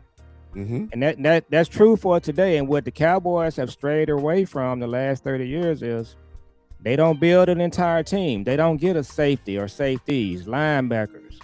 They just, that's what they got to change. If you think about it, Joe, they never really prioritized the middle of the field on defense. Yeah. So think about this. Even before this year, defensive tackle was not a big thing to them. That was just something that they had to get. Linebacker, we can go find those guys anywhere. Safeties, hey, we can go find some cast-offs from this team and up the middle. But look, the cornerbacks and defensive ends. So what teams did? Run down the middle on us. You know what I'm saying? So, but you can't just be like, well, we can get away with just have it. No, man, you got to attack all those positions and find the best players in all those positions and build a true team, a true defense, man. And that's what Belichick has done. That's what Brian Flores has done. These the good teams, you play them, they ain't giving you nothing. Yeah. They got it. They trying to cover every position on the field. So go ahead, Big Time. Man, I'm just listening. It sounds like a real war room right here. This is how it's gonna be on the as we get close to the draft. I saw what Kel said, and she says that Christian Parker wants the first picks to be defense. Rightfully so. Yeah, I ain't got no problem with that. I'm just saying I know how the Cowboys are with these offensive linemen, and that's what happened last year. We need a wide receiver last year at 12, and they went there and got a lineman. And thanks be to God. And speaking, shout out to Tyler Booker for making the all-rookie team. I thought that he would be a Pro Bowler in his first year. I thought he would because he played that well. But it's good to know that he was recognized. He's going to be an all-pro for a long time to come. So Big Time, can I do something right quick? I need to give a big shout-out. I should have sent you this. So if you go into Google and just Google Chet Brooks, Chet Brooks. So I played high school football with Chet at Dallas Carter here in Dallas. So he went to Texas A&M and he played for the 49ers. And he passed away last week. And so his homegoing is tomorrow. So shout out to prayers up to Chet and his family. He won 2 Super Bowls with the 49ers and was one of my teammates. So just want to just say condolences to the Brooks family. Yes. Young guy had a battle with cancer, and so his homegoing is tomorrow. So shout out to the Brooks family, and definitely want to lift you guys up there in prayer. Man, it's awesome, man. Shout out to you. I'm praying for the family and everybody that's involved who's been impacted by that young man's life, and praying that God's strength will be upon him. No question about it. Need his peace. Absolutely. No doubt about it. I just want, as I was saying, though, this is the kind of talks that we'll be heavily involved in, at least on this show and all the shows that they're, the individual shows, Joe's and B-Bird's shows. Just about every content creator is going to be, doing this type of things. And we also going to be, at least on my show, I'm going to go and pull out we're going to have a little fun. We're going to do the mock drafts, y'all. Y'all know y'all ready for it. We're going to do all that. And that's always fun. So the content creator thing is about to really crank up with this. I got to bring this superstar out because she's dominant. I told y'all, she taking over. She in the chat. Y'all ain't going to be able to get a word in once she put it live on the mic. So I'm just telling you. Big Time, I got a question for you. Go ahead. So I'm talking about Kels. Yeah. So we was talking about getting the left tackle and the right tackle. Mm-hmm.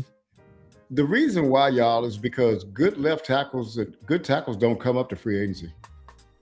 No, they don't. You don't just go get a young tackle in free agency. If they that good, the team gonna sign them. The only way you get good tackles is pretty much to draft those guys, man. Yeah. So what I'm trying to say is, like, those are some positions out there that, like, if people are like, why y'all talking offense when our defense so bad? Because these left tackles don't grow on trees, man. They grow in college. No, and I don't care what y'all say. Look for the little small clues. If Terrence Steele is let go of, before the draft, or even if they draft the guy, if they draft a first round right tackle, Terrence Steele will not be a Dallas Cowboy. Oh no, he gone. Yeah, he gone. If they let him go before the draft, the right tackle now comes into play. It don't necessarily have to be the kid from Miami. It could be later at 20. It could, that I'm just saying, it's gonna be a tackle. I don't think they're gonna spend no money in free agency. Cause see, you can't go cheap in that area. Yeah. See what I'm saying? And the Cowboys at heart are still very cheap. until I see it, very differently. They're not going. You can't go get to a Cracker Jack box and get you a good right tackle or left tackle. You can't do that. You got to spend money to get that. And tackles make money, so Jerry ain't gonna spend that amount of money on those guys. Kels, thank you, Kels. See what I'm saying? Kels say Steele's contract expires March 8th. That's right around the corner. That's right. It's before the draft. It's like Hey, I'm month telling away, y'all. man. Yeah, I'm telling y'all. Yeah, she ain't no joke now. Let me tell you something. If Steele is not re-signed, if they go by, I'm telling you right now, right tackle is in play very early in the draft because they got to keep Dak Prescott on his feet. And I'm just telling you that right now. Y'all know the Cowboys love first round linemen. Y'all know that. It ain't just started. It's been this way for a long time. And I don't put it past them. Schottenheimer believes in that. So that's why we got Booker. Schottenheimer wanted Booker. Y'all wanted Matthew Golden. Y'all wanted Tet. Y'all wanted that stuff. Y'all got Pickens instead. Y'all ain't know we gonna go get Pickens. But that's who you wanted. I'm telling you, man. Oh, look at it. Say Kale. I already know. We know you have Tolbert. So Kale says Steele will not be here. So yeah, in that scenario, Kales, if you take a tackle at 12 or 20, I'm good with it. You still got another pick. Yeah, you just take your defensive player, and then you got to do B-Bird. They have to free agency. This has to be their year. It got to be their year, man. Yeah, and it's they got money. They got money. It's do or die. This is it, and you don't. And this is it right here. They don't have 3 years to do nothing. Okay. No. I'm making a prediction right now, and we can ask Kels about this. How many more years will Dak be here? Will it be 2 or 3? I'm looking at 2. I wouldn't be surprised. So if that's the case, you got to win now. Especially if he haven't delivered. Yeah. Just throw that in. Yeah. If we still talking about one and done in the playoff or not making the playoffs, then no, they're not going to extend him no more. It's time. But to be honest with you, it'd be time to draft a quarterback. It will be, yeah. And so with the offensive lineman, I know we spent a time on that, but one of the things too y'all could be seeing is Guyton moving back to the right side, right tackle position. If Steele's not here, and they just drafting somebody, put him on the left side, because Guyton was a right tackle anyway out of college. You open up a big can of worms, that Big Bird. Yeah, I know, man. See, if you do that, then now the question becomes really, is Tyler Smith gonna move to left tackle? Because you ain't fit to put a rookie left tackle there. Yeah, you just not. Yeah, well, you're not gonna do that. Now that opens up. Now you say who your guard gonna be. Now you may be drafting another guard or something. You open up a can of worms there. But remember, they was talking about that at the end of the year last year. Yeah, I know. So it ain't like it's foreign language. I don't think they got to spend money. That's what I'm saying. Yeah. If you don't want to draft a right tackle, if Steele is not gonna be, you're not gonna draft it, then you can't just put no UFL player out there. Yeah. It's Dak Prescott we're talking about. You got to put somebody out there that's going to be able to hold his own and go ahead and go to work. So you either going to spend money there. As far as defense goes, you may have to spend some money in some spots that we're talking about drafting in. If you're not drafting in it, spend money. If you're not going to pick a corner, please don't go out there with no practice squad cornerback. No, I like last year. We already been there and done that. We can't do that. Go give me a vet. I don't know who that vet is, but give me somebody that can play. If you're not gonna get it in the draft, I'm just saying we got the money. Money is not the object. The question is, are we gonna go deep sea fishing in day 1, day 2, or day 3, which is what the Cowboys don't do, or are we gonna do the usual and wait to day 15 to go get somebody that's the bottom of the barrel in free agency? Because Jerry, as of today, I'm still hearing Jerry's mouth. Why would I spend money on one guy when I can spend the same amount of money on 3 guys? Yeah. Translation, I'm gonna go to the middle of the barrel and low. That's the bottom line.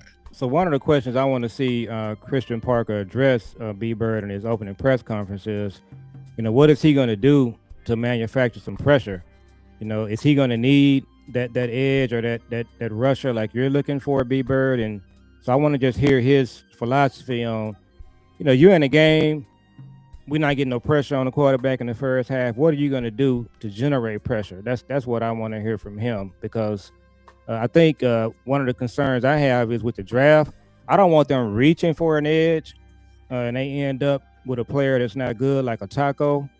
So what is his answer? What is he going to do to manufacture pressure if he don't have Hendrickson or Crosby? Well, that and I'm glad you said that, B-Bird. You can have it out this, but I'll answer that real quick. The pressure is on for Mr. Donovan Izaraku. Yeah. He better step up, for real. He got to come on. Even if we draft an edge, he got to be that other guy now. I'm talking about, sorry, I know you was a rookie last year. Them 2 sacks ain't gonna work this year.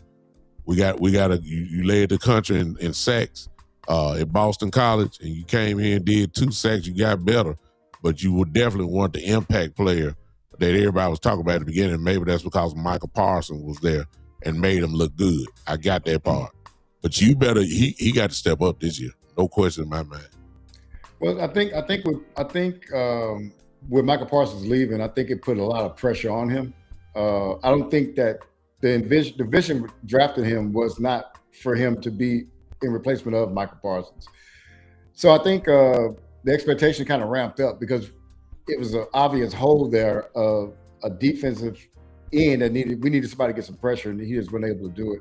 So hopefully, but the thing is, what we did is we kind of moved up his growth curve, if you understand what I'm saying. Mm-hmm. And it never should have been that way. And so our expectations ranked higher than probably it should have been. He played a lot more than what I think he's supposed to play anyway. He's no different than Ravel. Ravel wasn't supposed to be out there, man. No. You know what I'm saying? So no. I think hopefully, he comes around and continue to progress. But I think us as fans, we put a lot more on him because for lack of the sacks and lack of pressure we were getting from the defensive ends that was here left after Parsons. Wow. Gentlemen, I don't know if we done took all the sap out the tree. I mean, I think we can talk a little bit more, but I think we did well tonight. I don't think we got to save some of this stuff for the next go round. What y'all think? Y'all got some more to talk about? That sounds good to me, bro. I think you got it, Mojo? No, I think we're good. I was just gonna say we're gonna be kind of stuck in here over the weekend. So my son and I might do something tomorrow or Sunday. Me too. We supposed to be kind of the weather's coming in, and sometimes they kind of overblow it, but it's I was out there earlier and it's kind of moving, so we're gonna probably just be in. And so are you doing anything tomorrow, big time? I just might. My son, all his games were canceled. His school game and his AAU games are done, so we're not gonna be doing that. So I look. The only question, I pray to God that the storm, for those that don't know, I'm here in Memphis. Joe and B-Bird are in Texas. We all are going to get some snow tonight. Yeah. And tomorrow, definitely. And when you start talking about big major snowstorms, you pray to God that your power is on. So I got power. I'm probably going to go on. So we're looking for all of us. Hey, what about you, B-Bird? Yeah, I got to work this weekend, man. So I won't be available. I work all the way till Tuesday, I think. Yeah. And I'm gonna go back and listen to your show from last night, big time. You was on. Were you on by yourself or with somebody else? No, me and Coach Marv did it. Coach Marv, and actually, I was on live, and Coach Marv just called me just to talk about the hire. But he called me while I was live. Said, "Hey man, I'm live right now." He said, "I say, what you doing? Because you want to talk, come on, go on, hook it up." He said, "Send me the link." So we went at it. We talked last night. It was a great show last night with me and Coach Mark. So I be looking for content, and so shout out to Henny. I heard he was under the weather. So I hope he's feeling better. So we'll hopefully get something from Henny and Landlord and Boss. So I'm always looking for good contact, man. So I'm glad that we're doing this. Oh yeah. And right now, it's an important time. We got a historical hire. We're going to get behind this brother. We know he's going to have some growing pains, but, I'm excited for him, man. He's 34 years old. Yeah. And so I'm just looking forward to what he's going to do. And it's going to be a lot to talk about in the next few weeks or months. if I go tomorrow, if I go tomorrow, I'm gonna bring the superstar out. Kels, man. I got I need everybody to tune in. Hey, I'll be at work. Tune in. I'm gonna introduce y'all to this juggernaut that we done ran upon, who's very plugged in into Dallas Cowboys. Yeah. So tell Kels I'm D9. I'm on. You know. Yeah, hey Kels, that's my friend up there, Cowboy Joe up there. Another now. I'm looking forward. I'll be at work, to that. But my job has YouTube also, so yeah. Oh, it's big. So I'll be listening to all y'all shows, man. So y'all put it out there, man. Give me something to listen to while I'm at work in that cold weather. Kels B-Bird is great. So I'm super great, and you'll love his content. I'm quite sure you kind of like what he's saying tonight. He's smooth. So tell Kels she needs to go to my channel, my son's channel. Then go give you final words to tell about the channel. Man. Go ahead. So Kels, my channel, I do it with my son. It's a father and son Cowboys and Sports Talk. I think you put the chat in there too. It was in there earlier. So Kels, I'm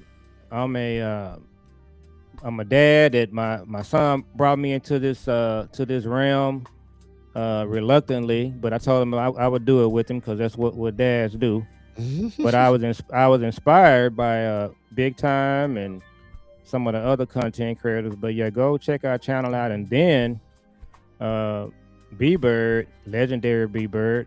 Oh yeah, we followed all this time, and we just we enjoy doing content with him, and he's down there in the part of Texas where most of my family is from. So where we just Frisco. No, I'm in League City, Texas. Originally from Galveston, Texas. I gotta always say that. But I moved up here. I'm in League City, Texas, south of Houston, man. So nice little community down here. Love it down here on Gulf Coast. Gotcha. Yep. So most of my folks from H-Town on my dad's side, and but spent a lot of time in Galveston growing up, for real. Oh. Well, and for those that didn't catch that, if you scroll up into the stream, you will see a link there by his son, which is Joseph. He said Jules, I'm sorry. And that's his handle. I'll tell you what. That's if you click on that, you will go straight to their channel, hit that subscribe button. And subscribe to my friend there and his son. Great content creators. B-Bird, we didn't put his up there, and I ain't got mine. But I let B-Bird tell his own stuff about his own channel. What's up, B-Bird? Hey, yeah, man. So, hey, it's great to be on with you guys, man. This is something that we're doing. Y'all come catch us every Friday, man. We're gonna try to be here with y'all. I love being on with some guys my age, man. We can kind of reminisce, and we went through some things in life, and life's taught us some things about football. Football's taught us some things about life, man. These Dallas Cowboys always give us things to talk about. B-Bird Cowboys is my YouTube, and I'm that on Twitter. So y'all give me a follow on both, man. I'm going to start putting out more content. Big Time, my daughter did an intro for me, man, and I can't wait to preview that and attach it to my show. The show's coming along. I've been buying equipment along the way. Got a new computer, man, and everything is kind of coming along. I put a little bit into it, and just got to get up and put content out. There's no excuse. Just got to get up and do it, man, when I have an opportunity. And so hopefully y'all see more of me, man, and only way this thing grows is if I get behind it and start doing the work behind it. So, I love doing it because I have a passion for the Dallas Cowboys. I always have and will till the day I die. And it's just great to be on with people like you two guys, but also the chat, man. I've always said that in this community, man, we are amongst our Cowboy fans in our own little circles, we are the biggest ones. And so to want and crave information and be able to talk Cowboy talk, this is a small, this is not the casual fans here. These are the real fans here, man. So I appreciate you two guys and everybody in the chat and all the content creators out there, man, that just kind of make this thing work, man, that inspired me to actually do this. Big Time, you the guy that inspired me to do it, to be totally honest with you, man. I said, man, that dude's doing it, I can do it too. So, man. And I just wanted to tell you thanks for that. And Cowboy Joe, man, I saw you and your son on there So I want to get on with those guys one day. You know what I'm saying? I was able to do that too. So I just want to tell you I appreciate everything that y'all brought to the table and having me on, man. And we're gonna continue to do this on Fridays. Awesome. And I put in B-Bird's channel there. The first one, y'all see it. That is his link, his YouTube channel. I put it up there. Y'all see that there. And then I put mine there. So if you click on either one of those, along with Cowboy Joe, you got all three of our shows there. So you can go ahead and click it and subscribe. My girl Kels is on here. She done plugged hers in. That's why I got to put on here. So she's I'm on Built Different group and Hits and Heels. They're all black female show. Oh my God, on Tuesdays. Oh really? Yeah, y'all. We got to support. I got to support her. Yeah. Yeah, man. We just go find them on YouTube. I believe you're on YouTube, right, Kels? If I'm not mistaken. Then she on with my brother, another Memphis Connect, Jerome, Mr. Cowboy Nation. His show as well, who she's a frequent visitor on there. But I gotta bring her over here so y'all can see exactly what I'm talking about. She a bad girl now. Ain't no question about that. And may have to get her on tomorrow and see what's going on. So big time, I was gonna tell you this. I ran across a clip of one of your sermons a couple days ago. So what I do too. So when I'm not listening to content creators, I'm listening to Pastor Freddie Haynes. Yes, sir. Jamal Bryan. I listen to my pastors, Pastor Brian Carter. But yeah, man, I said all that to say, shoot, man, when you preach, you need to send me the link so I can, I'm trying to. Yes, sir. Yes, sir. We always try to get the word, baby. Yeah, I'm trying to make it here. I send it in our little text thread. I send it to you so you can. Absolutely. Hey, I'll be at work. I'm supposed to be working. I'm listening to one of your sermons. I got you, man. I appreciate you. I appreciate y'all. I'm gonna put it in the chat. Yeah. Hey, just turn on. Listen, if you turn on the live notifications for everybody, you won't miss us. It's really that simple. So even though I'm saying I'm coming on tomorrow, things happen. You just never know. Power may be out. I pray to God that my power's not out. Pray to God Joe's not out. And don't be careful out there, B-Bird. Because you are going to be out there working. Yeah. Be careful. But if you turn on the live notifications to everybody, if you're looking up Kale's thing now, please, okay. Uncle Buddy. Kale's right there. She said she'll be free after 4. She'll be at Uncle Buddy, who is Richard Smallwood's funeral. Okay. Gotcha. So we're praying for everybody, even during this time, if homegoing celebrations, earth has no sorrow that heaven cannot heal. So keep that in mind. God is with us, even in the tough times. Absolutely. It's just yes, sir. Turn on the live notifications, y'all. You won't miss us. You catch everything.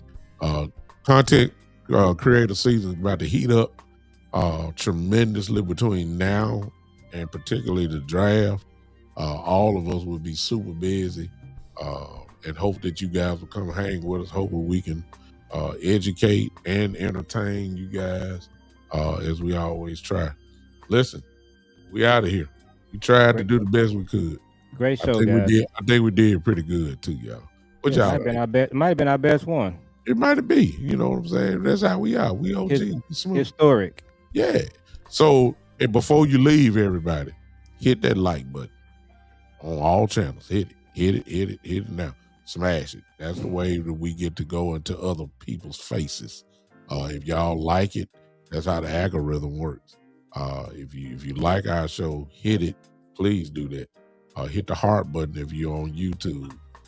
If you're on Twitter or whatever, hit that blue heart. Just tap the screen. You'll see it there. Just hit it, and that helps us out. So we appreciate you guys. Yes, listen, until next time, we're going to holler at all of y'all. I'm going to close with the intro music, y'all. I just feel like jamming. I hate to just go like that. So it's my music, but that's all I got. We got to get some music just for us, y'all. You know what I'm saying? Yes, I need somebody to do a video with just for us three. I got to get on it. Y'all don't worry about it. I get on it. Don't worry about it. I got it covered. Until then, y'all take it easy. This has been the one and the only, the Cowboys OG Podcast. We out. All right, guys. Have a good one. Be safe. Y'all too.